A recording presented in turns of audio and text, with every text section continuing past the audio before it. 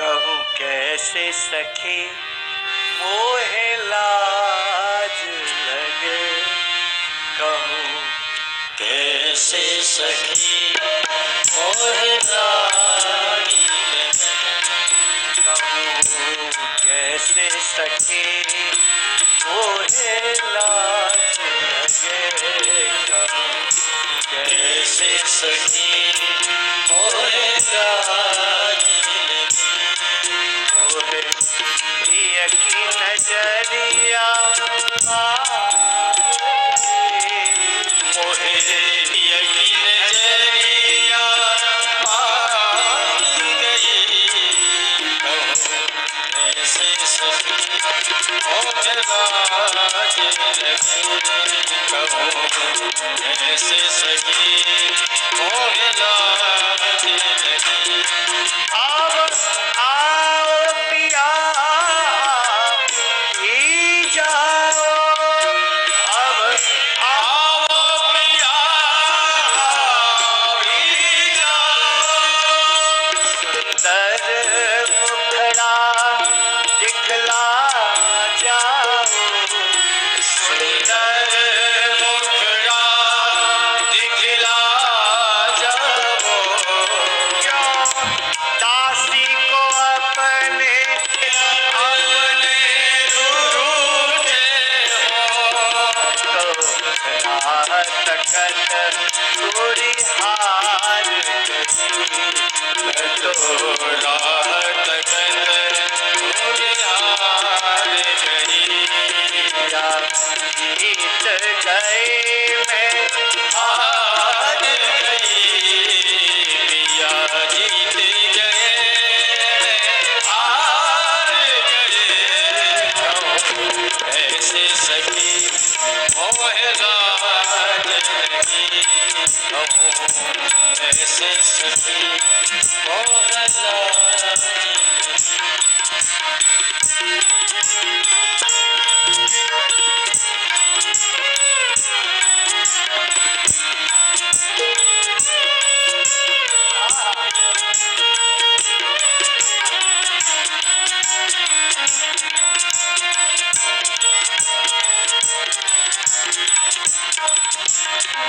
परीक्षित ने प्रश्न किया, परीक्षित ने प्रश्न किया है।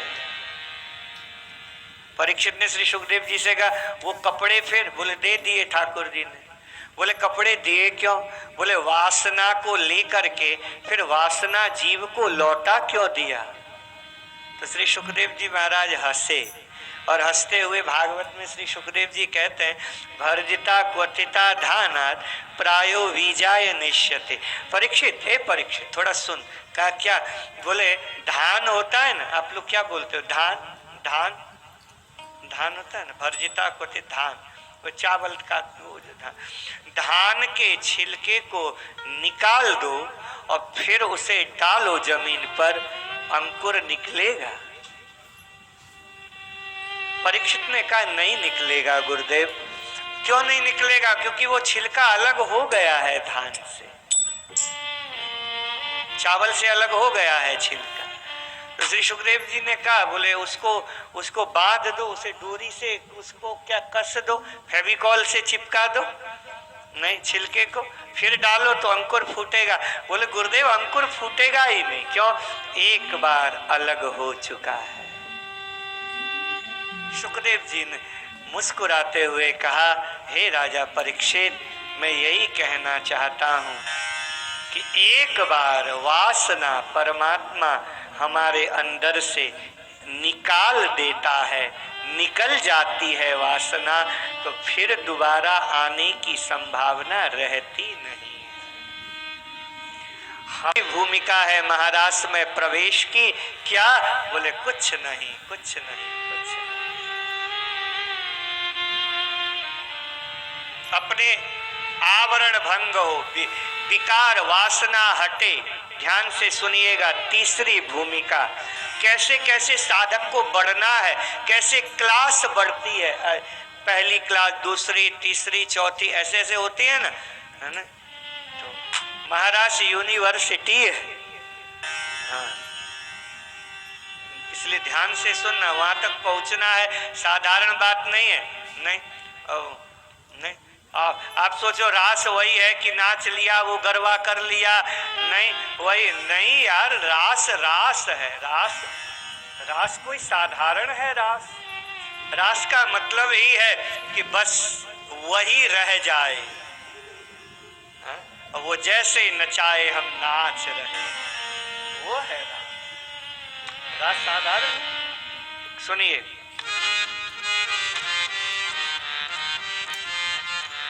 तीसरी भूमिका क्या? जाति का अहंकार तोड़ना पड़ता है। ये जाति का ईगो, जाति का अहंकार बिना टूटे, बिना छूटे संभव नहीं है कि हम महाराष्ट्र में प्रवेश करें। जाति तो शरीर की है, आत्मा की कोई जाति है बताइए? कन्हैया गए आज दूर खेलते खेलते, कन्हैया ने कहा भूख लगी है, पंडित लोग यज्ञ में लीन थे। ये भागवत में कथा है। 24 लोग चतुर्वेदी ब्राह्मण, माथुर ब्राह्मण यज्ञ कर रहे थे, स्वाहा स्वाहा स्वाहा स्वाहा स्वाहा कर रहे थे। तो कन्हैया गए, कन्हैया ने कहा भूख लगी है। ग्वाल बाल बोले कुछ हम लाए नहीं आज, तुझे भूख लग रही है, बता ना क्या करे। कन्हैया ने कहा वो जो पंडित लोग हैं ना यज्ञ कर रहे हैं, बहुत माल है इनके पास, देखो सब रखा हुआ है, खीर है, हलवा है, नहीं वो उनसे मांग करके लाओ। हमारे भागवत में बड़ी मीठी कथा, ध्यान से सुनना। सब ग्वाल बाल गए, कन्हैया बैठे हुए हैं, ग्वाल बाल गए। और ग्वाल बाल जब गए तो ग्वाल बालों ने कहा, वहाँ पंडित लोग स्वाहा स्वाहा स्वाहा स्वाहा कर रहे हैं। ग्वाल बाल गए, हाथ जोड़ा, भैया राम राम। पंडितों ने देखा अहीर जात के हैं, हम ब्राह्मण, ये अहीर। देखिए बोले भी नहीं, पंडित लोग बोले भी नहीं, बात भी नहीं की। हम यज्ञ में लगे हुए हैं, बात भी नहीं करना है। लौट करके चले आए, बोले कछू लाए? बोले जनता रंगार लाए, खाओगे? बोले ऐसे ऐसे क्यों बोल रहे हो? बोले लाला तने कहाँ भेज दियो हमें, तने कहाँ भेज दियो हमें? लाला कछु हमारी राम राम स्वीकार ना करी उन पंडितन ने, हैं? अभिमान से भरे हुए वो पंडित। कन्हैया ने कहा तुम गए कहाँ? बोले पंडितों के पास में। बोले गलत जगह चले गए ना, पंडितानियों के पास जाओ। मेरी ये कृष्णा बता रहे, इन पुरुषों से मेरी पटती ही नहीं है।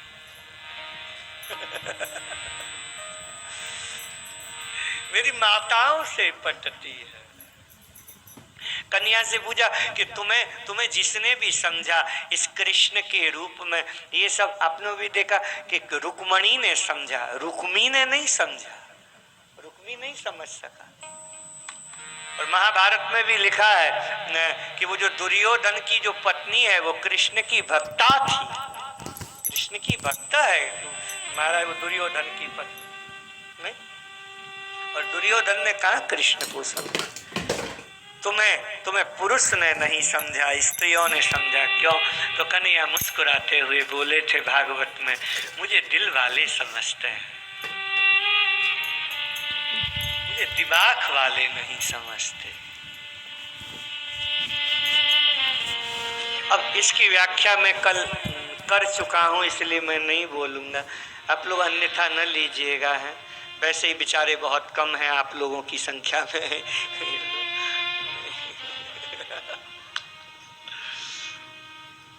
बहुत अच्छा, मुझे अच्छा लग रहा है द्वारिका में कथा कहना। मेरी बहुत इच्छा थी, नहीं मेरी बहुत इच्छा थी।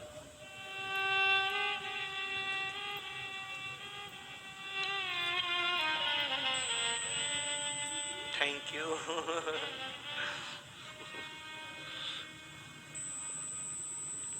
बहुत अच्छा लगा द्वारिका में। कन्हैया ने कहा पंडितानी के पास जाओ, सब ग्वाल बाल गए। पंडितों ने कहा ये लोग तो फिर आ गए। वो जब गए तो उन दरवाजा खटखटाया, खोला, क्या है? बांके बिहारी आया है, भूखा, कुछ दे दो। जाके बिहारी आया।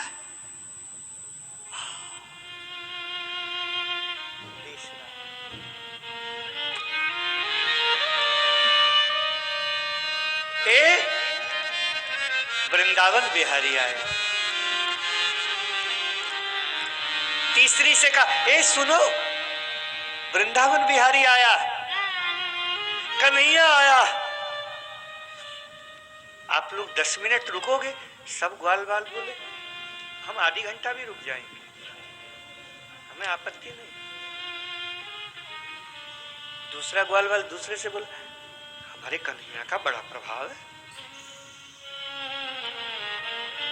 खीर बनाई है, हलवा बनाया है।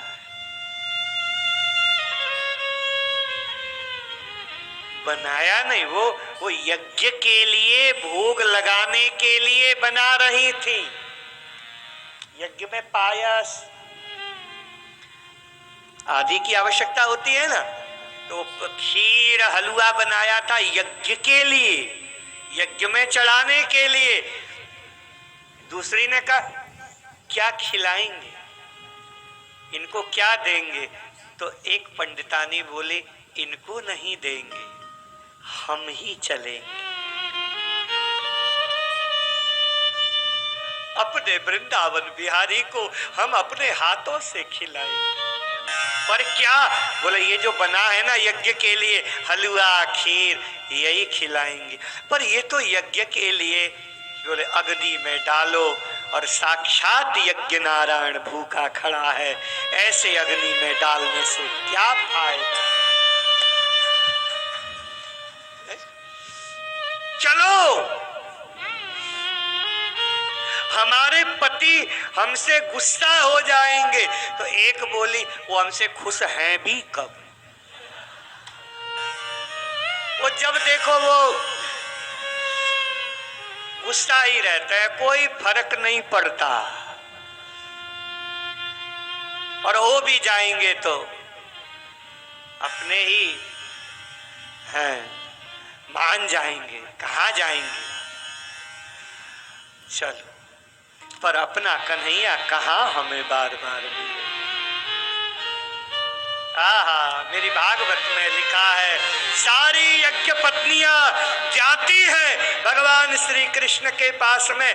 कन्हैया लाल बैठे हैं, श्याम हिरण्य परिधिम वनमाल्य वरहा, धातु प्रवाल नटवेश मनोप्रताप से। आज की कथा को ध्यान से सुनना, आपको भी लगेगा कि कथा का स्तर बढ़ता जा रहा, क्लास बढ़ती जा रही। अब ध्यान से कथा को सुनोगे आपको लगेगा कि कथा धीरे धीरे धीरे धीरे वो धीरे धीरे आगे आगे इसका स्तर बढ़ता जा रहा, क्लास बढ़ती जा रही। तीसरी क्लास है कि जातिवाद छूट जाता है।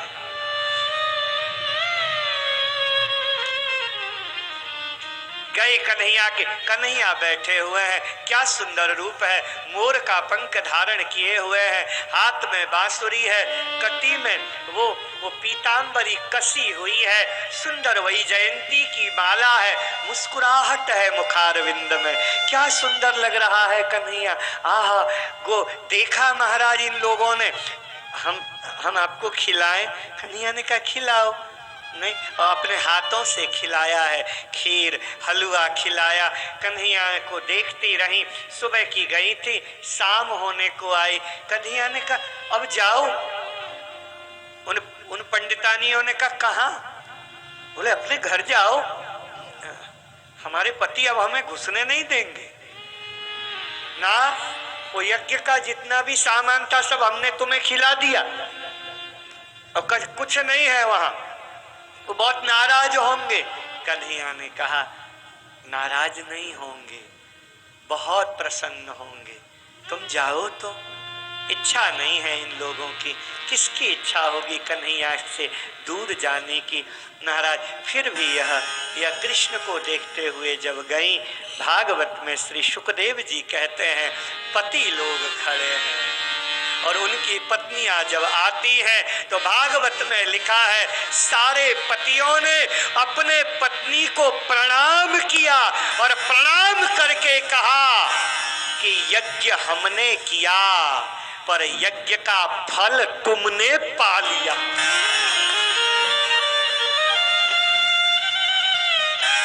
हम तो खाना खान स्वाहा स्वाहा स्वाहा करके धुआं उड़ाते रहे, धुआं फैलाते रहे, पर उसका जो फल है, उसका जो फल है, नहीं, हर कर्म का फल भगवत प्राप्ति ही तो है, अंतिम लक्ष्य वही है।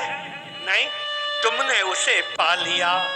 गोपियों तुम लोग धन्य हो। ऐसे ये कथा कितनी अच्छी कथा है ना, ये भागवत में कितनी मीठी कथा है। यानी परमात्मा जाति उस भक्ति की ऊंचाई पर पहुंचना है तो आपको जातिवाद को भी छोड़ना पड़ेगा, क्योंकि शरीर देखो, अब आप सामाजिक स्तर पर इस कथा को मत सोचिएगा। ये बात आज सामाजिक स्तर की नहीं हो रही है, आज बात बहुत ऊंची हो रही है, बहुत ऊंचे स्तर की हो रही है। और इसके बाद में चौथी भूमिका है महाराष्ट्र में प्रवेश की कि देवताओं को भी त्याग देना पड़ता है। बहुत बड़ी बात बोल रहा हूं मैं महाराज जी। देवी देवता ग्रह इत्यादि सबको त्याग देना पड़ता है। जब कन्हैया को पकड़ लिया तो फिर क्या देवी देवता, वहां कहां देवी देवता बताइए। नहीं, हमारा वही है, जो भी है वही है, उसके सिवा और कुछ नहीं है। नहीं? इंद्र, कन्हैया ने कहा छोड़ो इंद्र की पूजा, मैं तुम्हारे सामने हूं, फिर क्या किसी देवता की पूजा करते हो? और देवता कौन है बताइए, देवता कौन है? देवता भगवान नहीं है। देवता हम और आप ही तो देवता बनते हैं। पुनर्जन्म का साइंस अगर आपने पढ़ा होगा तो देवता कौन है? महाभारत में कथा आती है, चींटी जा रही है, महाराज जी चींटी जा रही है, अर्जुन के साथ में कन्हैया बैठे हंसते हैं। अर्जुन ने कहा हंसते क्यों? बोले चींटी को देख करके। कहा क्यों? बोले ये चींटी 1000 बार ब्रह्मा बन चुकी है। ये चींटी 1000 बार ब्रह्मा बन चुकी है और देखो आज ये चींटी की योनि में फिर लौट करके आई है और कहीं से खुशबू इसे मिली है चीनी की, मिठास की, तो वो उसके पीछे दौड़ रही है। कैसी अद्भुत माया है। तो इसीलिए देवी देवता कोई और नहीं, आप और हम। अच्छा पुण्य करो आप देवता बनोगे, नहीं आपको अच्छा वो मिलेगा, ये मिलेगा। दान करो, पुण्य करो, अच्छा मिलेगा। नहीं तो ऐसे ऐसे ऐसे ऐसे सबका पूरा विज्ञान है। मेरे पास समय नहीं है, नहीं तो मैं आपको पूरा विस्तार से बताता कि इसका ऐसे ऐसे ऐसे नहीं, वो पार्ट 2 जो हमारी जो बात नहीं, वो ऐसे ऐसे ये सब इसका जो हम पुण्य करते हैं। और जब तक इसको आप ऐसे समझिए, 5 स्टार होटल में हम जाते हैं ना, जब तक पैसा है 5 स्टार होटल के मजे लो और पैसा खत्म होटल से बाहर। ऐसे ही स्वर्ग कुछ और नहीं है, एक बढ़िया 5 स्टार होटल है। नहीं, जब तक पुण्य आपके पास में है तब तक उसके स्वर्ग के मजे लो। नहीं, अप्सराएं हैं, ये हैं, वो हैं, सब है महाराज स्वर्ग में। हमारे पुराणों में उसका पूरा वर्णन है। नहीं, और क्षीणे पुण्य, क्या गीता जी में, क्षीणे पुण्य मृत्युलोकम विशंति। आपका जेब खाली हो गया, पुण्य खत्म हो गए तो आओ वापिस। यही सब चल रहा है हमारा। नहीं, इसलिए देवता कोई और नहीं है, हम और आप ही देवता हैं। कन्हैया ने कहा क्या देवता वेवता के चक्कर में पड़े हुए, छोड़ो यार देवता वेवता को। नहीं, एक पकड़ लिया ईश्वर को, ब्रह्म को, उसमें सबई है। नहीं भैया, पेड़ को अगर आपको बढ़ाना है, जल देना है, तो उसके पत्तों में पानी डालने से कोई फायदा है? कहाँ जल डालना चाहिए? जड़ में दो। नहीं तो ईश्वरत्व जो है, अस्तित्व जो है वो जड़ है। देवी देवता ये सब शाखाएं हैं। नहीं, मैं फिर आपको सावधान करूं, आप एक सामाजिक स्तर पर, एक उसके स्तर पर आज की कथा मत सुनिएगा। ये बहुत ऊंची बात है, ये बहुत ऊंची आध्यात्म की ऊंचाई की बात हो रही है कि साधक जैसे जैसे आगे बढ़ता है तो उसका छूटता चला जाता है। फिर ये छूट गया, वो छूट गया, फिर आगे आगे आगे आगे बढ़ते तो देवता छूट जाते हैं। कन्हैया ने कहा छोड़ो, इंद्र नाराज भी हो गया। भागवत में लिखा इंद्र नाराज हो गया, बहुत नाराज हो गया। इंद्र ने कहा डुबो दो ब्रजमंडल को, मैं भी दिखाता हूं। बारिश होने लगी, बादल कड़कने लगे, महाराज बादल गरजने लगे और वर्षा शुरू हुई। इंद्र ने कहा मोटर खोल दो, मोटर खोल दिया गया, वर्षा होने लगी। कन्हैया से बोले अरे हम तो भीग गए हैं। सब लोग कांपने लगे, कार्तिक का महीना, सब लोग ठंडी से कांपने लगे, हाहाकार मच गया चारों ओर। क्या करें क्या करें क्या करें। सब महाराज ग्वाल बाल गौए सब बिल्कुल भीग रहे हैं, कांप रहे हैं। जो ग्वालिनी है अपने अपने बच्चे को छाती से लगा करके रखी हुई है, उनके झोपड़ी बह गए हैं, सब बहता जा रहा है। प्रलय का दृश्य उत्पन्न हो गया यहाँ पर। अब करें क्या। कन्हैया ने सबको देखा, ऊपर की ओर देखा। अच्छा इंद्र समझता क्या है अपने आप को। कन्हैया ने कहा आओ मेरे साथ। कृष्ण गए गिरिराज के नीचे, जिस गिरिराज का पूजन करवाया था आज, उसी के नीचे गए। कृष्ण ने अपनी उंगली में गिरिराज पर्वत को धारण किया। बोलो गिरिराज धरण की। गिरिराज पर्वत को धारण किया। सारे ग्वाल बाल बोले अरे अरे अरे अरे अरे तेरी जो हो ये जो कलाई है मुरक जाएगी। तो कन्हैया ने कहा सब लग जाओ। तो सब ग्वाल वालों ने अपनी लाठी लगा ली वहां पर। सब एक दिन बीता, 2 दिन बीता। इंद्र ने कहा डूब गया होगा ब्रजमंडल, देखो। और जब देखा तो कहा धूल उड़ रही है। इंद्र ने कहा और मोटर खोलो पानी का, और मोटर खोला गया। कहा बरसाओ, और बरसाया गया। 3-4 दिन और बीते, 4 दिन हो गए। बोले कहा अब तो डूब गया होगा। बोले नहीं डूबा है। बोले अच्छा नहीं डूबा। बोले हाँ। बोले और मोटर खोलो। जैसे इंद्र ने कहा तो तुरंत इंद्र के जितने भी वो सब जो भी सैनिक आदि जो भी थे, दूत इत्यादि जो भी थे, उन्होंने कहा बोले महाराज टंकी में पानी खत्म हो गए। भागवत में लिखा टंकी में पानी खत्म हो गया, अब कहां से छोड़े पानी। इंद्र ने कहा फिर एक काम करो। कहा क्या। बोले बटन दबाओ, मशीन चलाओ और समुद्र में से पानी खींचो। बोले महाराज मशीन चल नहीं सकती। कहा क्यों।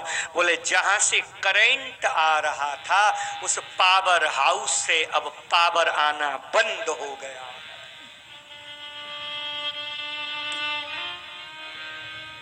ये सारे देवी देवताओं को भी जो पावर मिलती है वो उसी पावर हाउस से मिलती है। वो अस्तित्व, वो ब्रह्म, वो सत्ता, उससे इनको पावर मिलती है। अहंकार किया इंद्र ने, मैं तो अस्तित्व ने भी वो जो पावर है वो कट कर दिया। इंद्र ने कहा पावर नहीं आ रहा। बोले नहीं आ रहा है, अब हमसे कुछ नहीं हो रहा है। इंद्र को अपनी हम क्या है वो समझ में आई। इंद्र चरणों में गिर गया, दौड़ा दौड़ा आया। इंद्र ने कहा हा मैं अभिमान कर बैठा था कि मैं देवता, मैं देवराज, पर उस ब्रह्म सत्ता के आगे मेरी कोई गिनती नहीं है। इंद्र दौड़ा दौड़ा आया और कृष्ण कन्हैया के चरणों में आकर के साष्टांग लेट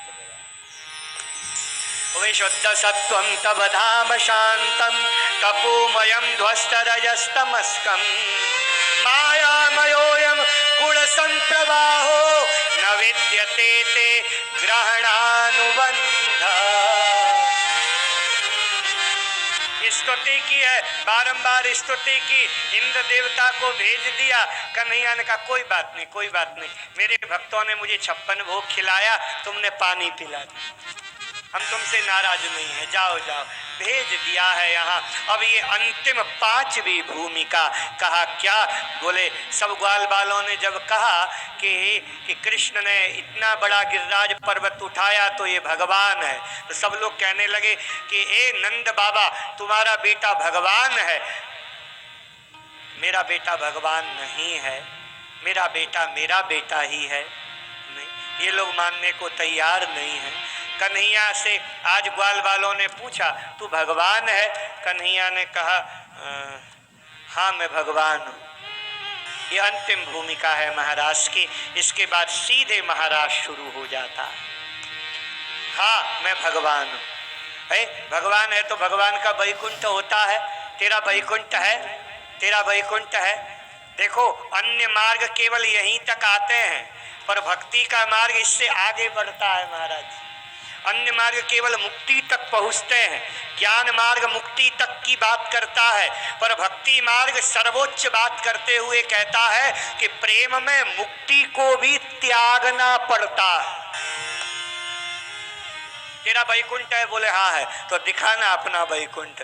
देखना है? बोले हाँ। तो कन्हैया ने कहा आंखें बंद करो। जैसे सबने आंखें बंद किया, वैकुंठ दिखा दिया। बड़ा सुंदर वैकुंठ है, हमारे भागवत में लिखा है, बड़ा सुंदर वैकुंठ है। नहीं, द्वारपाल जय विजय है, सब शांत शांत शांत, कोई किसी से नहीं बोलता। सब ग्वाल बाल बोले बड़ा विचित्र वैकुंठ है।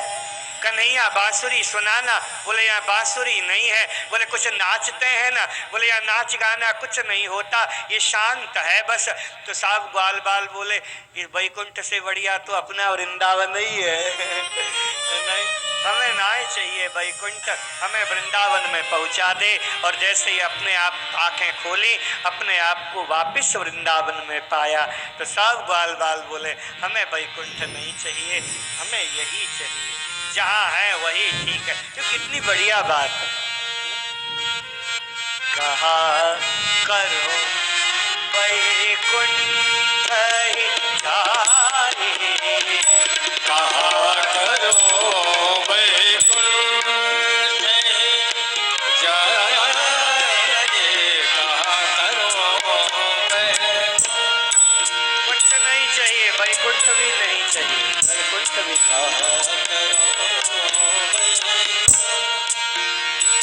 मेरे साधकों छोड़ दिया।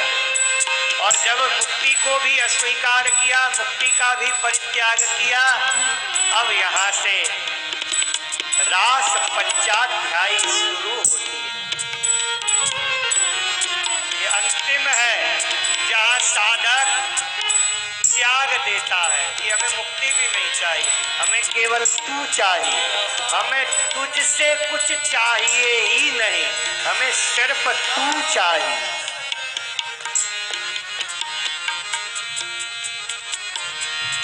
भगवान पिता रात्रि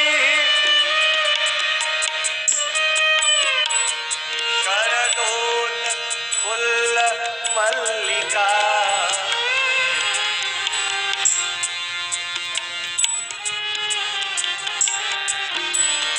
विक्षरन्तुं मनश्चक्रे योग माया उपास। कन्हैया बैठे हैं। मैं आपको एक बात बताऊं, रास पंचाध्यायी काम वासना से मुक्त होने का एक मनोवैज्ञानिक प्रयोग है।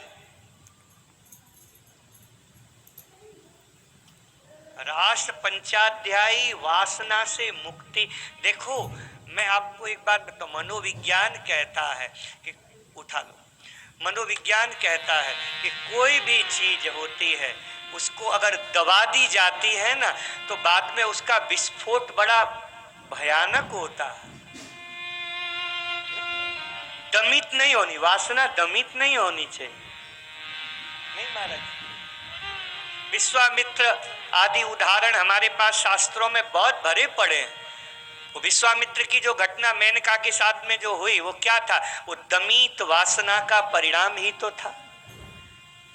दबनी नहीं चाहिए वासना, दबनी नहीं चाहिए, उसका स्खलन होना चाहिए। बोलना स्खलन भी नहीं होना चाहिए, दमित भी नहीं होना चाहिए, स्खलन भी नहीं होना चाहिए, उसका एक प्रयोग होना चाहिए। काम की ऊर्जा साधारण नहीं है, काम की ऊर्जा इतनी इतनी अच्छी है कि इसका प्रयोग अगर हम सही ढंग से करें तो यही काम हमें राम से मिला सकता, राम से मिला सकती है। हम कैसे प्रयोग करते हैं हमारे ऊपर बात निर्भर है। भागवत हमें यही सिखाती है और कुछ नहीं सिखाती है कि जीवन में जो हो रहा है उसका प्रयोग कैसे करना। आप लोग चंडीगढ़ गए हो? चंडीगढ़ गए हो? चंडीगढ़ में एक गार्डन है, क्या बोलते हैं मुझे नाम याद है, रॉक गार्डन है ना। वो कैसे कैसे टूटे फूटे बर्तन, टूटे फूटे वो सब, उस कितना सुंदर गार्डन बना। तो हमें भी भैया नहीं, जो बेकार बेकार जो चीजें हमारे जीवन में भी जो आ रही है ना, हमें कथा भागवत ये सत्संग के माध्यम से हमें इसी कला को सीखना है कि जो बुराइयां भी है उसका हम कैसे जीवन में उपयोग करें। ये बहुत समझने जैसी बात। मेरी बेंगलोर में कथा हुई थी तो एक बहुत बड़े महाराज जी हैं, मैं नाम नहीं लूंगा उनका, वो बेंगलोर में उनका महाराज जी आश्रम है, बहुत बड़ी सेलिब्रिटी हैं। तो हमसे जो आयोजक जो थे वो बेंगलोर के, वो उनके शिष्य थे। तो वो हमको बोले हमारे महाराज जी के पास आप जाओगे? हमने कहा क्यों नहीं जाएंगे, हमने कहा नाम सुना है, बिल्कुल जाएंगे। तो हम गए वहाँ पर। तो हमें तो कुछ आता है नहीं, हम तो हिंदी वाले महाराज जी का जो कक्ष था महाराज सब अंग्रेज सब महाराज विदेशी लोग बैठे हुए थे। महाराज जी भी अंग्रेजी में बोल रहे थे।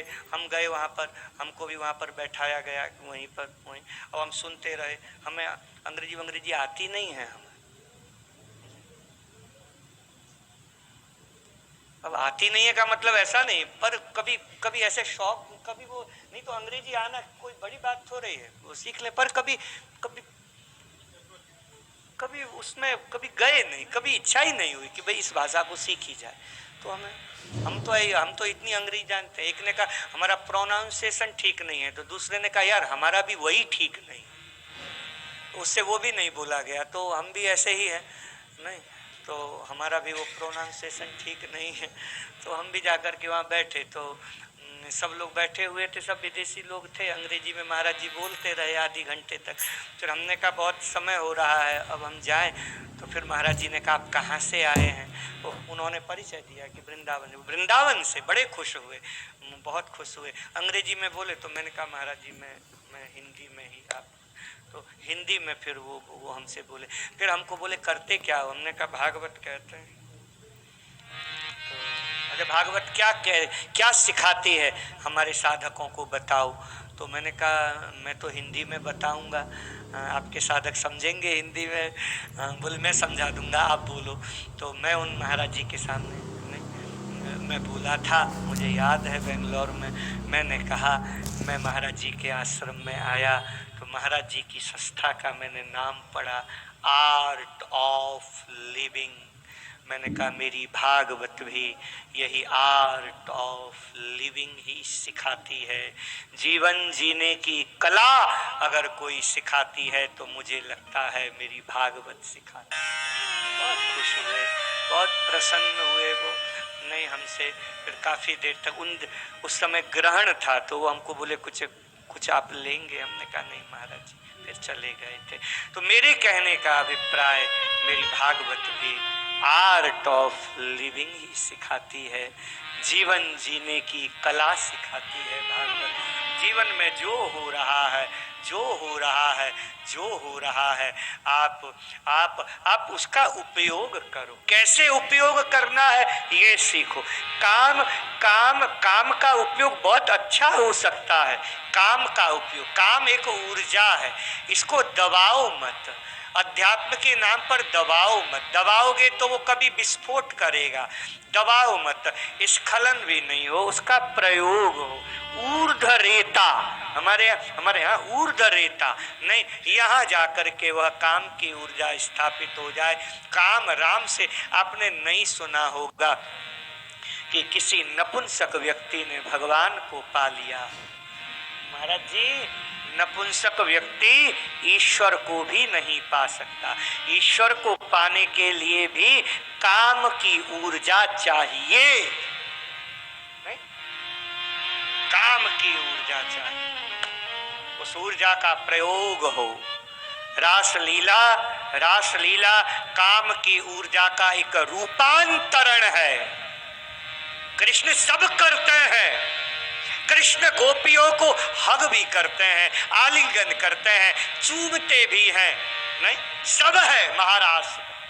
गोपियों को चूम भी रहे हैं, आलिंगन बद्ध भी हो रहे हैं, बीड़ी पान भी खिला रहे हैं, एकाकार हो रहे हैं।